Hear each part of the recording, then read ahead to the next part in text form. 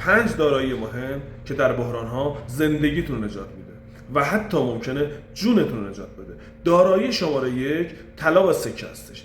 طلا و سکه همیشه سپر تورم هست و با تورم رشد میکنه و همه جای دنیا و همیشه ارزشمند هستش و تا میتونید پولهای خردتون و پولهای نقدتون رو به صورت طلا و سکه نگهداری کنید. دارایی مهم دیگر ابزار کار و تولید شما هستش که همیشه برای شخص شما مهم هستش تا میتونید از ابزار کار و تولیدتون حفاظت کنید در شرایط بحرانی. دارایی سوم دیگه زمین و ملک شما هستش که همیشه ارزش داره و همیشه تجمیع نرخ تورم در ملک و املاک هستش.